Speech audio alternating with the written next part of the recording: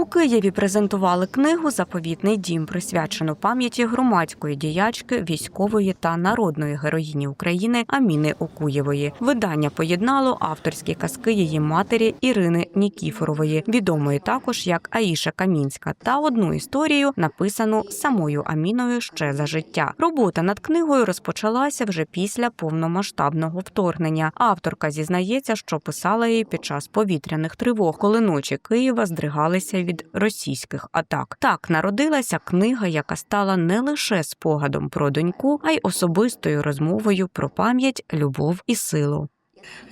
Ця книжка присвячена пам'яті моєї доньки Аміни Окуєвої, народного героя України. І так сталося, що вона народилася тут, у Києві, з 23-го року, коли я повернулася в Україну і почала тут жити, як всі, під ракетами, під шахедами. І ночами, коли вони летіли, я писала казки. Тому що все життя Аміна поруч зі мною. Поруч з Україною, поруч з воїнами України, які захищають її. Вона писала казки сама.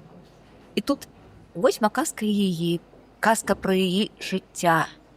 Для цього я цю книжку і надрукувала, щоб Аміна розказала про своє життя.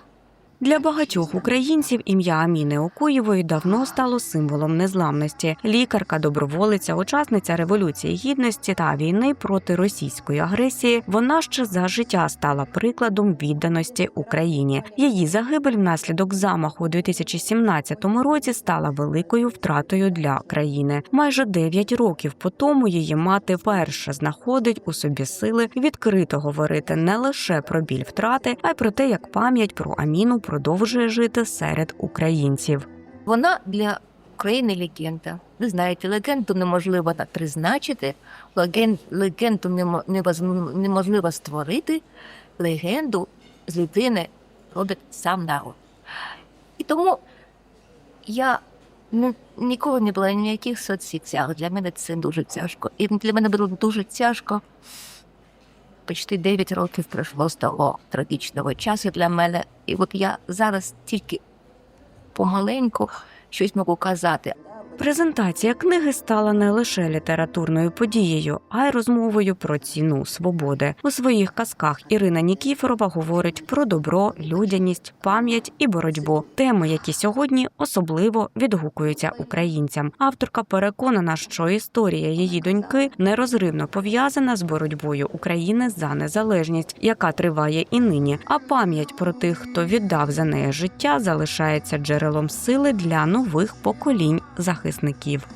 Зараз Україна виборює не тільки свою свободу, вона виборює свободу європейську. Вона виборює свободу тих народів Росії. Я сама з Північного Кавказу, я знаю, як це тяжко жити патріотам російським. І вона все своє життя боролася. А мої казки, вони добрі, вони про життя і смерть, вони про свободу, вони про любов, вони про пам'ять. Тому, коли ми пам'ятаємо, то ці люди поруч з нами. І я це дуже-дуже добре відчуваю, тому що це таке чудо, коли мені люди кажуть, що вони захищали Україну, а вони пам'ятають із іменем Аміни, вони борються і виборюють свободу України.